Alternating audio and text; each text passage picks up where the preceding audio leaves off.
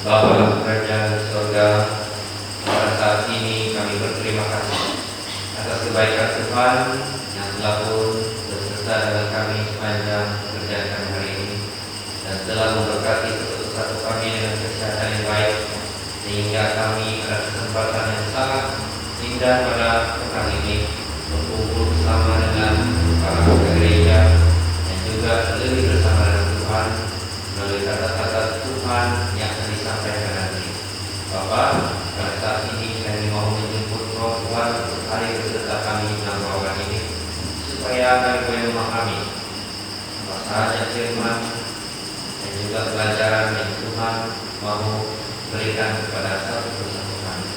Kami juga mohon agar kawasan ini, gereja ini dilindungi dari sebarang gangguan pergelapan dan juga memberkati setiap peralatan yang digunakan dalam acara kami. Kami berdoa untuk kawan-kawan kami yang tidak ada kesempatan bersama dengan kumpulan pada malam ini, namun saya percaya melalui khotbah yang akan disampaikan melalui informasi media nanti, berkati semua itu agar mereka juga boleh mendapat berkat yang sama dengan setiap yang datang pada malam ini. Terima kasih Tuhan menyertai pembicara, menyertai menyertai semuanya yang di sini. Nah, kami serahkan semua ini di dalam nama Yesus. Amin.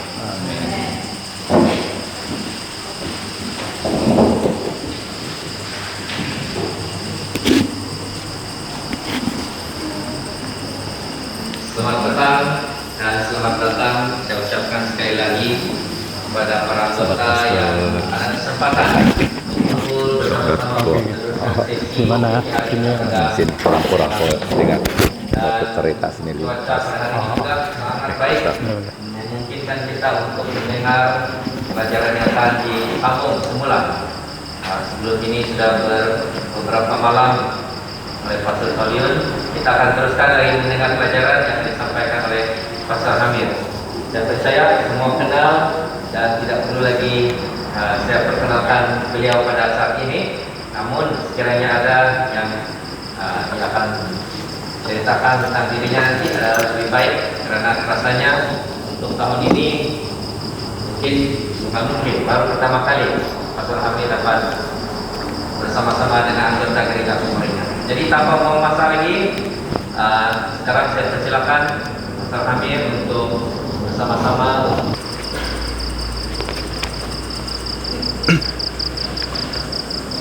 Terima kasih pemimpin Elder yang sudah siap sedia untuk kita semua. Kita sudah dipersiapkan dengan lagu tema tadi. Terima kasih kepada semua kita dan juga khusus kepada Pastor Solion karena sudah memberikan ruangan ini untuk kita bersama. Baik, malam ini kita mempelajari satu pelajaran yang memang pelajaran yang istimewa ya. Mari kita lihat perkara ini, yaitu masa kehilangan ataupun waktu-waktu kehilangan. Inilah tajuk yang kita pelajari pada malam ini. Sebenarnya pelajaran ini pernah sudah kita dengar, dan saya percaya masa-masa keluarga seperti tema di dalam perkumpulan kebangunan rohani yang kita sudah lihat sebagai satu persiapan kita untuk masa hadapan kita. Dan saya percaya bahwa keluarga adalah sangat penting, harus kita perkuatkan ini keluarga. Sebab keluarga ini kalau kita lihat dalam masyarakat itu terjadi dari keluarga. Dan dalam gereja pun begitu juga. Satu anggota yang besar dalam gereja itu terbentuk dari keluarga-keluarga. Jadi malam ini waktu-waktu kehilangan ataupun masa kehilangan yang mana masa-masa di dalam keluarga. Banyak yang telah terjadi di dunia. Dan kalau kita lihat waktu Adam dan Hawa dicipta untuk selamanya, mereka menikmati pemberian Allah yang luar biasa. Mereka dicipta dengan begitu baik, dikatakan di sana sangat baik kata Alkitab. Tetapi kita lihat bahwa apabila mereka memalingkan wajah mereka dari Tuhan, apa yang terjadi? Mereka kehilangan hak untuk terus memiliki karunia yang Tuhan berikan. Nah, di sini saudara dan saudari, kita lihat dari sinilah, dari asas inilah malam ini kita lihat bahwa walaupun Adam dan Hawa kehilangan hak mereka, namun Allah menunjukkan kasih karunia-Nya. Dan kita lihat di sana, kita mungkin secara bahasa Indonesia mengatakan temporer ataupun temporary ataupun masa yang singkat saja untuk kita, ataupun masa yang kita panggil sebagai masa yang singkat dalam dunia ini, ataupun sekejap saja, ataupun walaupun masa kita ini masa yang tetap, permanen. Tetapi kita lihat kehilangan kita ini apa? Ada sesuatu yang boleh kita pelajari. Karena kita lihat dosa-dosa kita atau dosa yang ada di sekitar kita, inilah yang menjadikan suatu perkara yang kita panggil sebagai sama ada itu sekejap saja terjadi ataupun ia berlanjutan. Nah, disinilah kita akan pelajari malam ini dan kita lihat baik pada keluarga kita kan, inilah perkara penting. Apa yang hilang sebenarnya waktu Adam dan Hawa berdosa dan kepada kita semua manusia? Perkara yang sangat penting dalam kehidupan kita adalah satu, kehilangan apa? Kesehatan. Kita juga melihat dalam dunia sekarang, apabila dunia berdosa, kita kehilangan kepercayaan. Kita juga kehilangan kebaikan hati. Kita juga kehilangan apa? Kebebasan. Dan juga kita kehilangan kehidupan. 5 perkara ini malam ini kita bahas satu persatu. Dan saya percaya kehilangan kesehatan ini sangat istimewa. Mari kita lihat kehilangan kesehatan. Dalam Alkitab Yohanes 1 ayat 2 mengatakan, saudara-saudaraku yang kekasih, aku berdoa semoga engkau baik-baik dan sehat-sehat saja dalam segala sesuatu sama seperti jiwamu baik-baik saja. 3 Yohanes 1 ayat 2. Alkitab juga memberitahu kepada kita bahwa ada apa? Allah prihatin terhadap kesehatan kita. Melalui tulisan Yohanes, Roh Kudus mengilhamnya. Dari ilham Tuhan, Roh Kudus sendiri memberikan kita satu pelajaran bahwa prihatin Tuhan itu terhadap kita sangat istimewa. Dia memberitahu kepada kita, semoga engkau baik-baik dan sehat-sehat. Siapa pernah ucapkan kata-kata ini kepada suami ataupun istri? Kalau jauh-jauh di mana tempat kerja, oh di mana kamu? Bagaimana? Semoga sehat-sehatlah dan baik-baik kan? Selalu di WhatsApp pun begitu juga kan? Selalu. Alkitab rupanya kata-kata itu adalah apa? Alkitabiah. Kita lihat ada dalam Alkitab. Tapi masalahnya bila kita lihat di dalam dunia ini, kita apa? Kehilangan keistimewaan ini, yaitu kesehatan. Kita nampak di dunia ini kesehatan adalah suatu karunia yang mudah rapuh. Kalau di dunia yang kita lihat, penyakit menyebabkan penderitaan, tidak peduli bagaimana seriusnya penyakit itu. Tapi di sini kita lihat bahwa ketika orang yang dicintai sakit, kita juga apa? Menderita. Artinya orang yang kita cintai, anak kita, ibu, istri, suami, bila mereka sakit, memang kita pun merasa menderita. Betul kan? Kita stres kadang-kadang, kita susah. Apa yang harus dilakukan?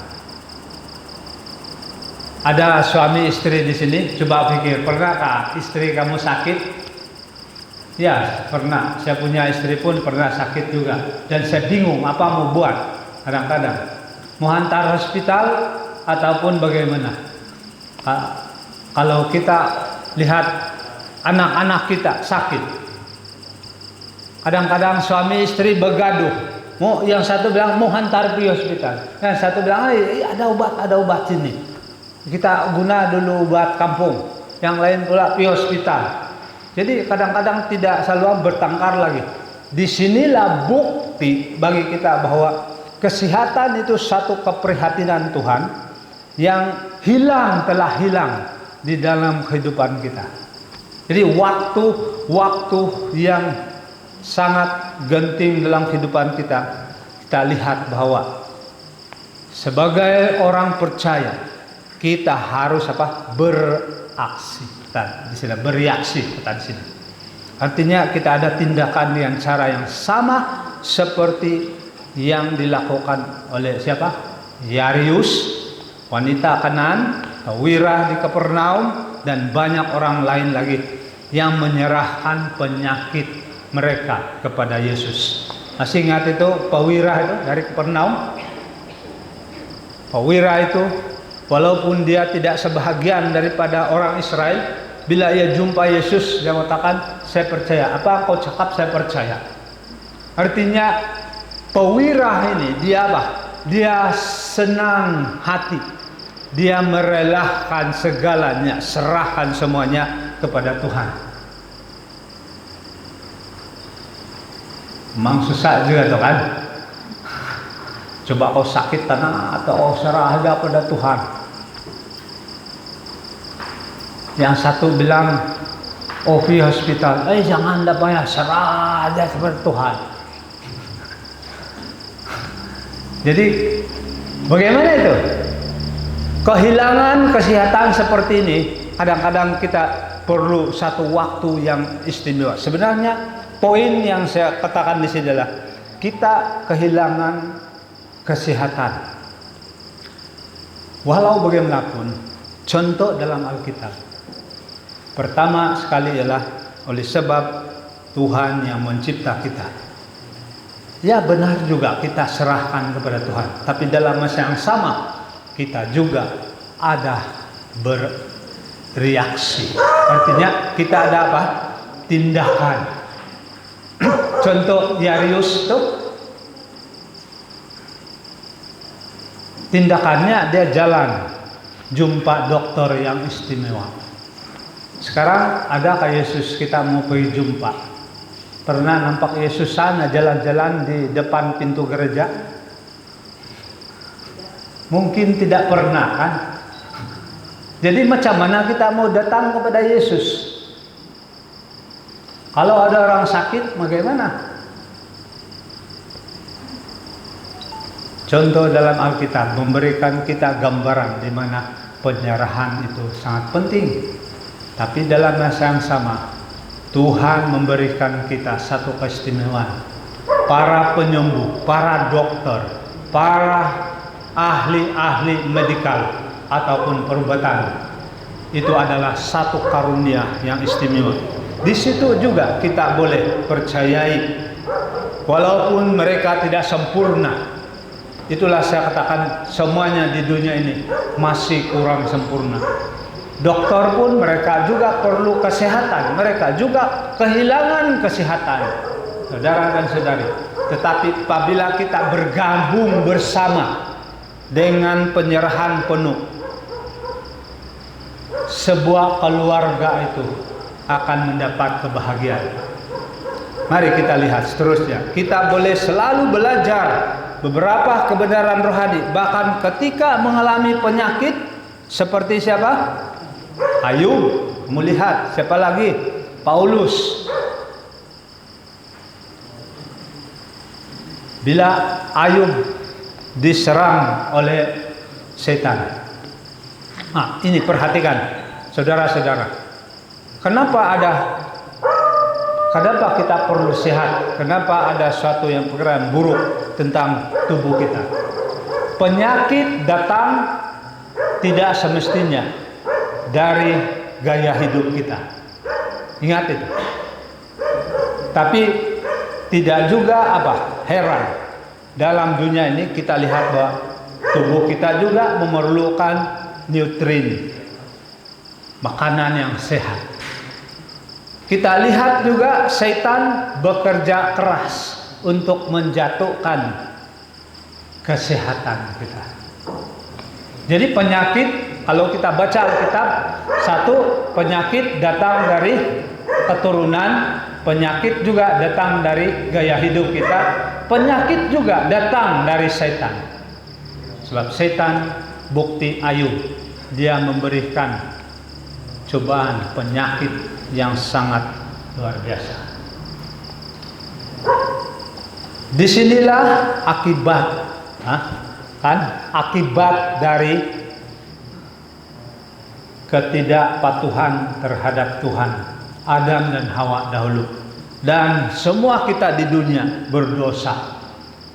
Nah, apakah kita mempersalahkan Tuhan? Kalau sudah kehilangan kesehatan, aduh sumakit aku ganti di no kuroh kinaringan di tak malingos. Kenapa Tuhan tidak kasih sembuh saya? Bertahun-tahun sudah saya sakit telantar. Anak saya pun sakit di sana telantar. Kenapa Tuhan tidak mau kasih sembuh? Disitulah bisikan setan mulai, saudara dan saudari. Kemudian kita tidak puas hati. Dan setan pun pandai juga. Dia pandai kasih sakit, dia pandai kasih sembuh. Disitulah iman kita hilang. Saudara dan saudari, inilah kehidupan kita. Jadi dalam keluarga, apa harus kita lakukan? Dalam musim-musim keluarga, dalam masa kehilangan kesehatan kita, apa kita harus lakukan? Lihat contoh-contoh dalam Alkitab. Paulus, dia menyerahkan dirinya, segala penyakitnya dia serahkan kepada Tuhan. Ayub pula dia mengatakan, kalau saya lahir telanjang, Tuhan juga mengambil saya telanjang padanya. Apa maksudnya? Itu adalah penyerahan penuh. Jadi kalau ada seorang berdoa berhabis dalam keluarga, si suami, si istri berdoa, oke, sembuhlah saya punya suami, sembuh istri saya begini. Tapi bila habis berdoa tidak juga sembuh.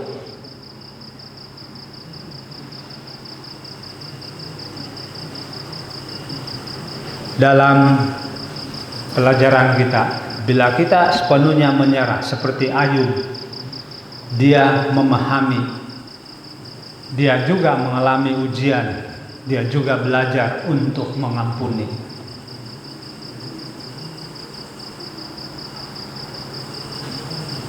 Dia juga rendah hati, Paulus rendah hati, dan dia juga menghibur orang lain. Saudara dan saudari, jangan kita putus iman kepada Allah, walaupun kita nampak tiada kesembuhan. Tapi sekiranya orang itu sembuh, ataupun ahli keluarga kita sembuh, jangan tinggi hati. Semua itu kita pandang fokus kepada Tuhan yang pencipta. Jadi dua perkara ini harus kita lihat. Kehilangan kesehatan itu adalah sangat penting, harus kita pikirkan. Baik, seterusnya kehilangan kepercayaan. Masih ingat Adam dan Hawa? Kembali lagi pada Adam dan Hawa. Tuhan mengatakan, "Oi, kamu di mana? Adam, kenapa kau makan?" Seperti itulah kita pikir. Tapi Adam mengatakan, "Oh, kalau bukan perempuan itu tidak sudah percaya pada satu yang lain." Dia menuduh. Si Hawa pun dia kata, "Oh, itu ular, bah." Saudara dan saudari, aku bersuka cita, kata Alkitab, sebab aku dapat menaruh kepercayaan kamu kepada kamu dalam segala hal. Inilah satu kata-kata Alkitab. Sepatutnya kita ada kepercayaan antara satu dengan lain. Oleh sebab dosa dalam dunia ini kita lihat banyak yang tidak percaya antara satu dengan lain. Kita adalah orang berdosa dan kita dapat mengkhianati orang-orang yang mempercayai kita, atau di sebaliknya. Memulihkan kepercayaan itu sulit, terutama jika konsekuensi ataupun akibatnya dari pengkhianatan itu sangat serius. Memang sakit itu kan. Kalau apalagi dalam keluarga, anak kena tuduh, kau pun kena tuduh buat jahat apa. Jadi tiada itu kepercayaan dalam rumah tangga. Apa yang terjadi? Disinilah masalahnya timbul. Anan dami taling modok. Ya, tidak mau tidur sama-sama sebab tidak percaya antara satu dengan lain. Dan di sini misalnya lebih mudah untuk mempercayai teman yang tidak datang ke suatu pertemuan penting daripada mempercayai pasangan yang tidak setia. Jadi pasangan yang tidak setia dalam dunia sekarang banyak perkara seperti ini berlaku. Bukan saja di kalangan pastor, bukan saja di kalangan ketua gereja, diakon, diakonis, malah pada semua golongan keluarga. Cabaran kita ini yaitu kepercayaan, keyakinan kepada satu sama lain dalam keluarga. Kadang-kadang memyogu adusu. Apa itu? Apa itu dalam bahasa? Ya, cemburu. Ya, cemburu. Ada orang yang sangat cemburu. Kicik-kicik pun baru itu istri. Kadang-kadang istri pergi membeli-beli. Kadang dia beli. Apalagi kalau istri banyak cerita-cerita di sana. Wah, mau ningalom nunda kadusun. Apa itu meningalom? Ya, banyak buat sangkaan. Itulah. Mungkin dia jumpa istri sini, jumpa dia punya boyfriend dulu. Ada ini lagi. Jadi sama juga sebaliknya, istri nampak suami lama betul di sana. Apalagi kalau suami ada kereta baru. Kepercayaan itu tergugat di sana, saudara dan saudari. Atau apalagi gaji besar suaminya, atau apalagi anak-anak pun sudah besar-besar. Mungkin pikiran si istri, sana sudah suami besar gaji, memang banyak perempuan lain tertarik deh. Aduh, ini yang bahaya dalam hubungan. Harap-harap tidak ada itu. Tapi dalam masalah dunia kita lihat kehilangan kepercayaan ini berlaku akibat dosa, saudara dan saudara. Pikirkan perkara ini sebelum kita bertindak melihat keadaan seperti ini. Kalau Anda terfikir demikian terus Tuhan tolong, saya punya pikiran rosak sudah, ampunilah. Dan kita percaya antara satu dengan yang lain. Saudara dan saudari, apa yang dapat Anda lakukan untuk memulihkan kepercayaan setelah mengkhianati seorang? Apa kita lakukan? Memang sulit memulihkan, kata tadi kan, susah. Tetapi apa yang Anda lakukan? Kita lihat. Pertama, mengakui kesalahan Anda dengan sungguh-sungguh. Ya, tepat. Saya pun karena juga ini pelajaran ini kita semua ini. Kalau kita bersalah, dusun bilang aku hunon apa bro. Kalau sudah bersalah, kita akui saja. Kemudian yang kedua, mengakui dampak buruk dari perbuatan Anda. Artinya mengakui betapa buruknya perbuatan kita itu. Mengakui di sini, setelah kita mengakui, kemudian yang ketiga, kita ada komitmen dan berusaha agar Anda tidak gagal lagi. Saudara dan saudari, komitmen itu sangat penting. Dan berusaha agar Anda tidak gagal lagi. Nah, ini lagi saya cakap sedikit. Kalau suami sudah ada berusaha, si istri apa dia buat? Jangan lagi prasangka. Ataupun istri sudah berusaha, dia tidak mau lagi lama-lama di sana chatting di sini sana. Jadi suami pun sudah berusaha, sudah nampak itu usaha Fikir-fikirlah semua suami ataupun istri, kita fikir-fikir apa hubungan kita dengan Tuhan, apa kepercayaan kita dengan Tuhan, apalagi kepercayaan kita kepada pasangan kita. Dan kepada pemuda, orang muda sama juga, yang belum lagi berkeluarga, baru tunang, ada percaya juga. Kalau Anda tidak mau longgar rosak tunang itu, atau apalagi baru dekat sudah mau kawin, kepercayaan itu sangat penting. Yakin dan berserah pada Tuhan. Nah, ini lagi yang keempat. Bersabarlah dan tunggu sampai luka itu sembuh. Yang satu baru berusaha, nalingos, dia pun baru berusaha. Kita tidak sabar-sabar. Bila dia berubah ya, padahal yang satu berhabis sudah mau berubah. Inilah yang penting. Mari kita lihat ini juga kehilangan yang seterusnya, kehilangan kebaikan hati. Ada sambungan dengan yang tadi juga ini. Kita lihat bahwa kasih tidak berbuat jahat terhadap sama manusia.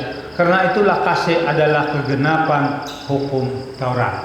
Kasih dalam Alkitab mendorong kita untuk selalu bertindak dengan kebaikan dan keramahan.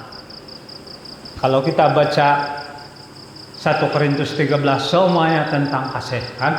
Perilaku kasar, kejam dari anak Allah adalah hal yang tidak dapat diterima. Apa contoh dalam Alkitab? Mari kita lihat. Kekerasan keluarga, penderaan kita panggil, dan banyak penderaan yang berlaku dalam Alkitab. Contohnya si Yusuf, kan? Tuh abang-abang dia hina dia, kemudian dijual. Apalagi si Amnon dan Tamar. Si Amnon pura-pura sakit. Itu saudaranya itu, sepupu dia, si Tamar. Bukan sepupu, anak buah itu. Dia pura-pura sakit. Bagi makanan, sekali dia dekat ke perempuan si Tamar dekat, dia perkosakan di sana. Saudara dan saudari, apalagi contoh Manaseh, dia bunuh anak-anaknya sendiri.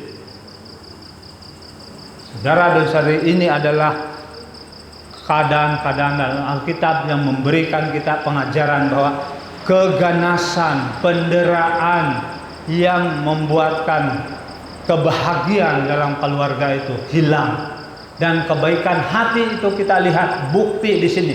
Kebaikan hati telah hilang.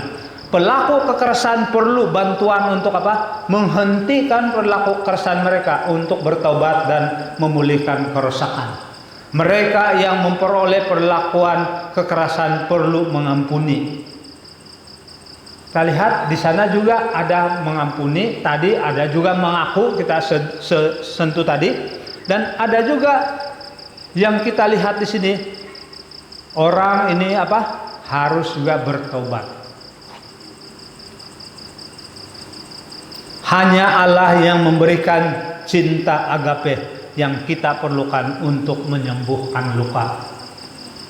Memang alai dapat netagu iginawam na lingos, memang susah intinya. Jadi perlu lingosan netagu. Kita perlu sembuhkan yang luka itu dalam hati kita. Itulah sebabnya kalau benar-benar kita percaya pada Tuhan, saya percaya inilah kuncinya. Saya lihat, apabila kita memegang kasih Tuhan itu, hubungan antara keluarga itu akan sembuh cepat. Saya beri kamu contoh dalam kehidupan. Kadang-kadang ada perkara kecil saja bergaduh, emosi, sampai ada yang bertahun-tahun dia masih pendam itu perasaan. sangat bahaya kalau dipendamkan. Tiba-tiba meletup yang terpendam, habis. Kebaikan itu hilang sama sekali. Jadi di sini saudara dan saudari, hanya Allah. Ini saja kesembuhan kita. Ini saja kunci kita untuk kebahagiaan. Saya terus terang di bagian departemental ministerial setiausaha kependetaan di mission ini. Saya sekarang melihat ramai anggota yang juga pemimpin-pemimpin dalam gereja diserang oleh setan. Setan begitu kuat, dia hantam itu keluarga. Pertama kecil saja, tentang kebaikan kecil pun kadang-kadang hilang dalam rumah sebab isu-isu yang sangat sukar untuk disembuhkan. Oleh itu, mari kita teruskan dalam kehidupan kita. Sebenarnya Tuhan memberikan kita kebebasan. Jadi sehubungan dengan kebaikan hati itu, kita ada juga kebebasan sebenarnya untuk meluahkan perasaan. Karena siapa yang dikalahkan orang, ia adalah hamba orang itu. Ini kunci di dalam Alkitab, di mana kalau dulu-dulu punya style lah, ini tradisi dulu-dulu. Kalau belawan kan, betumbuka belawan kan. Kalau dulu-dulu punya tradisi zaman si Petrus ini, ada tradisi mereka. Kalau kamu kalah, kau jadi hamba dia. Dan apa yang selalu mereka lakukan, mereka taruh itu itu pangoh itu macam ya, taruh di leher kadang-kadang di sini, ataupun taruh itu kaki, tepak kaki di sini kepala, menandakan kau sudah kalah. Ya, kasih tunduk begini, kau sudah kalah, kaulah jadi hamba saya. Apa saya suruh kau buat. Nah, ini kunci yang kita boleh lihat bahwa apabila seorang hamba sepertinya dia tidak ada kebebasan lagi. Mari kita lihat dalam Alkitab, Allah telah memberikan kita kehendak bebas ataupun ya pemikiran yang bebas. Tuhan mencipta kita bukan seperti robot. Tuhan mencipta kita mempunyai pikiran yang bebas, meluahkan perasaan. Itulah sebabnya kalau kita suami istri, kita bebas saja. Sepatutnya kita bebas meluahkan perasaan. Nah, di sini masalah dia ialah ini lagi. Apa yang mengambil kebebasan, menghilangkan kebebasan itu? Kata dalam pelajaran kita ialah ketagihan. Bahasa Indonesia mengatakan kecanduan. Banyak ini ketagihan ini. Ketagihan dari segi dada, ketagihan dari segi ya alkohol, apalagi rokok. Apa saja kita lihat sekarang, ketagihan game, ketagihan ya macam-macam ketagihan yang kita boleh lihat. Ketagihan apa itu satu perkara yang memang dia ketagihan syok sendiri, kita bilang kalau kita katakan itu ya ada satu yang dia suka sendiri-sendiri saja. Dia tidak mau ada campur-campur. Kalau istri mau cakap, mau sana, dia mau jalan sana lagi. Itu aja selalu dia lakukan. Jadi kita lihat di sini setiap ketagihan, kita lihat di sini mempengaruhi hubungan kita dengan orang lain, dengan keluarga kita, dan dengan Allah juga. Kita ambil contoh sajalah di dalam Alkitab, memang banyak perkara yang kita nampak. Dalam dunia ada ketagihan. Pernah kamu dengar ketagihan apa? Ketagihan seks. Itu penyakit tuh. Ya, saya terus terang, sebab ini pun paling besar masalah di dalam keluarga. Ketagihan seks, ketagihan uang, ketagihan apa? Semua pikiran itu. Duit saja dia ingat di rumah. Sekali tengok di sana banyak dia ada, tapi mau juga duit banyak. Jadi mau cari duit sampai tidak dapat mencari Tuhan. Itu satu daripada yang kita lihat, sepertinya kita sudah dikalahkan oleh uang sehingga kita hamba uang. Satu lagi yang kita nampak juga adalah apa? Seks. Ketagihan. Kalau ada lelaki yang ketagihan seks, bagus jumpa dokter. Mungkin dia ada penyakitnya. Ya betul. Emosi, kadang-kadang gangguan pikiran, kadang-kadang gangguan, terus dia ingat itu saja. Jadi dia tidak bebas daripada, dia tidak bebas untuk menyatakan pikirannya, hilang kebebasannya yang lain. Dia tumpuh itu saja. Ada satu lagi yang mungkin jarang dikatakan dalam keluarga, kan? Ketagihan makan.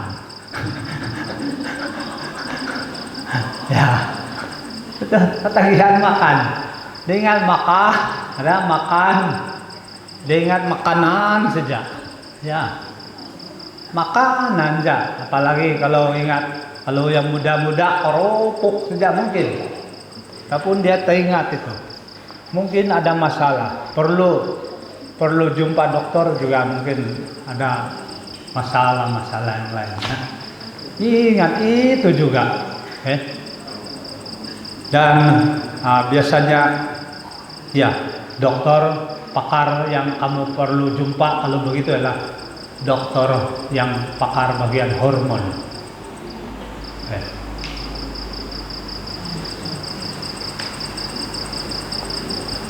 Ada juga yang macam ini, satu lagi yang mungkin jarang kamu dengar ini, ketagihan apa yang membawa kita tidak bebas.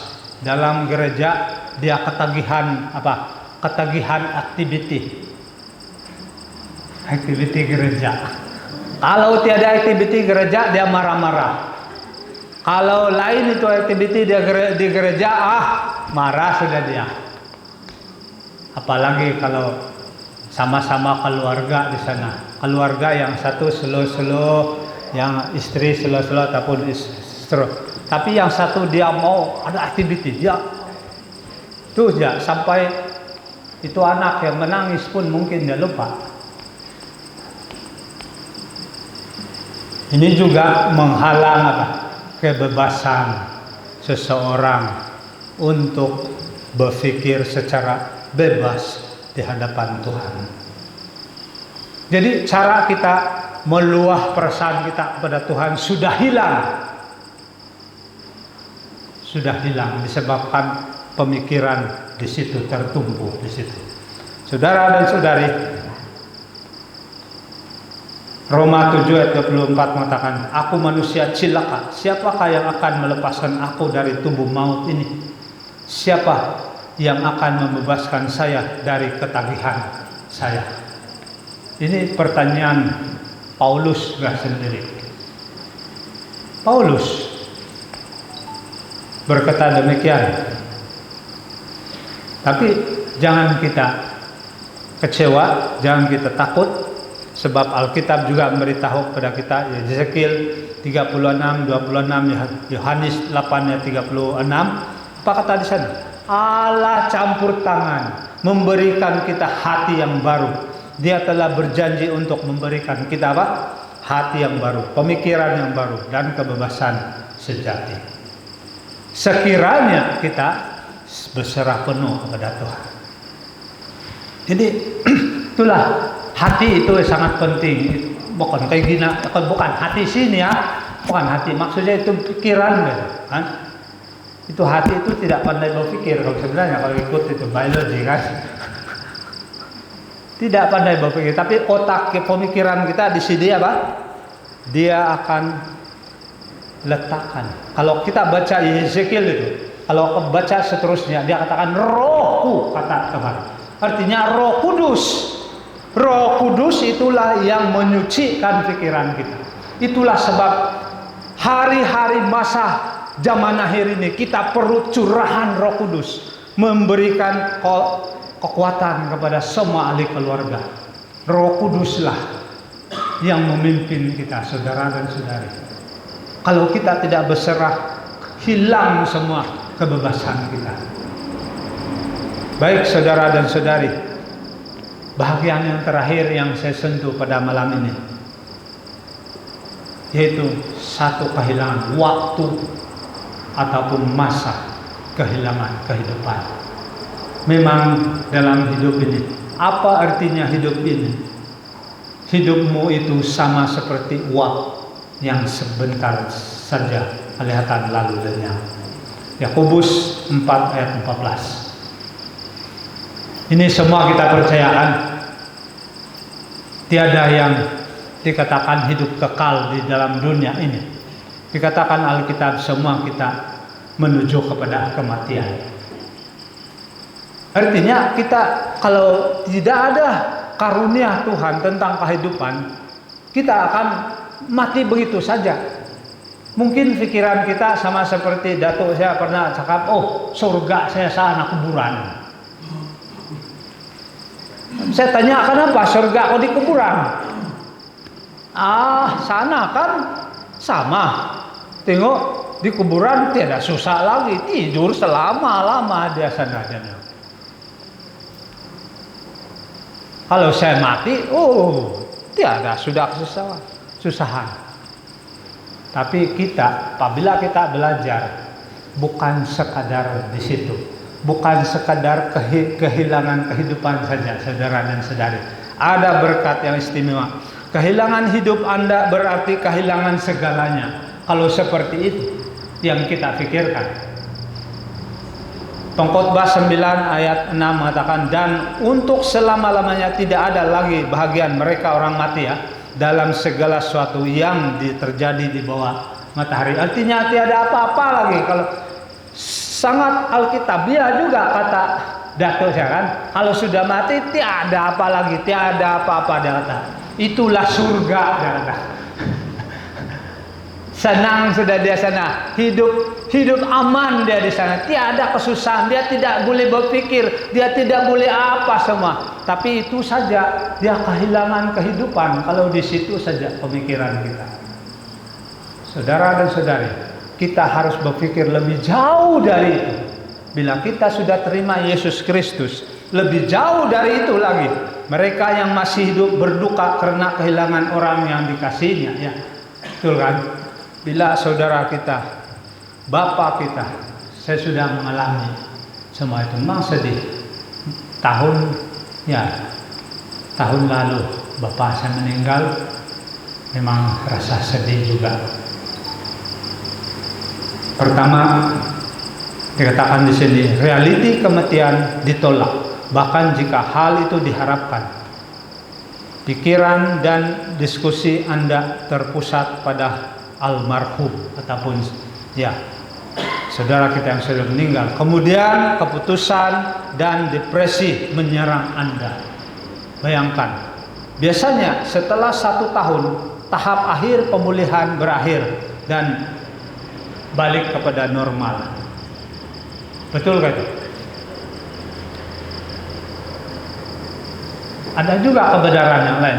Saya cerita sedikit. Bila bapak saya meninggal bulan Agustus tahun lalu, bulan seterusnya saya tidak yang waktu meninggal tuh saya sibuk urus sampai siap dikuburkan, dan hari berikutnya saya balik lagi, dan saya tidak rasa apa, macam sedih di situ waktu itu saja. Tapi ingat, bila saya berpikir, kadang-kadang ada masanya berpikir, tiba-tiba ada satu masa yang selepas berbulan-bulan baru saya sedih, rasa baru saya nangis, baru keluar air mata yang tidak disadari. Inilah perasaan kita. Dan saudara-saudari, hidup ini sangat istimewa. Kalau kita kehilangan kehidupan ini, sangat bahaya, saudara dan saudari. Jangan sampai sama seperti pemikiran Datuk saya saja, di situ saja. Kehilangan kehidupan itu dapat kita sembuhkan apabila kita menerima Yesus sebagai juru selamat. Dikatakan di sini kita menemukan penghiburan dalam pengharapan dan kepastian akan kedatangan Yesus yang kedua.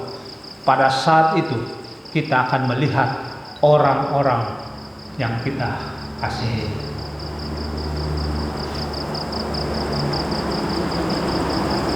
Inilah janji Alkitab.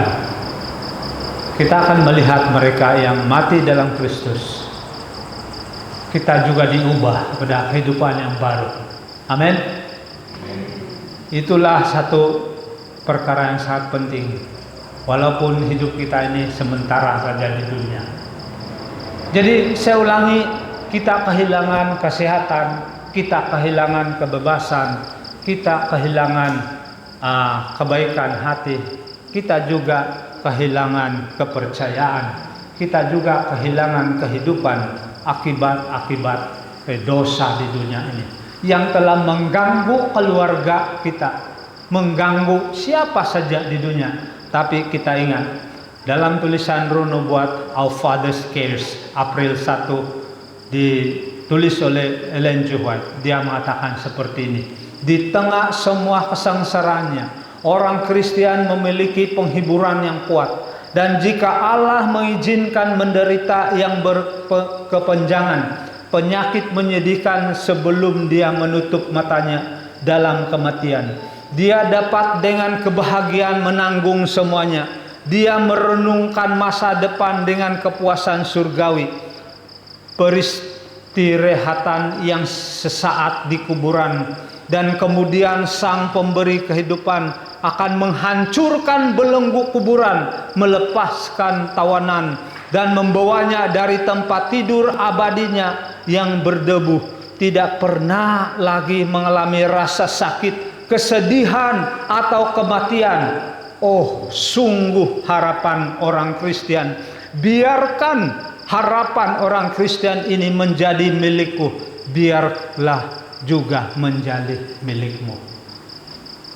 Biarlah harapan kita menjadi kenyataan, walaupun keluarga kita berdosa, kehilangan dari segala hal yang sudah kita pelajari. Pasti Tuhan memberikan kita penghiburan yang istimewa. Amin. Selamat malam, Tuhan berkati. Tadi pada masanya kita akan mengalami waktu-waktu kehilangan seperti itu, dan renungan yang sudah kita dengar tadi pastinya akan membantu untuk kita bila kita menghadapi perkara sebenarnya. Mereka cendera kenangan pada Injil penghargaan kepada pastor kami.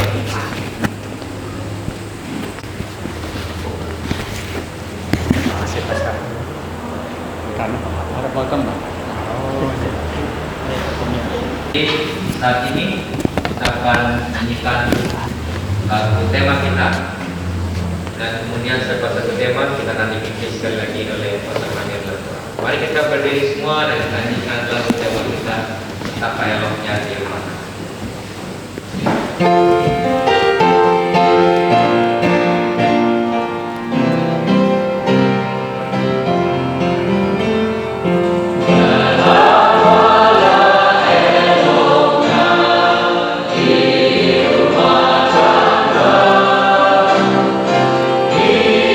Kita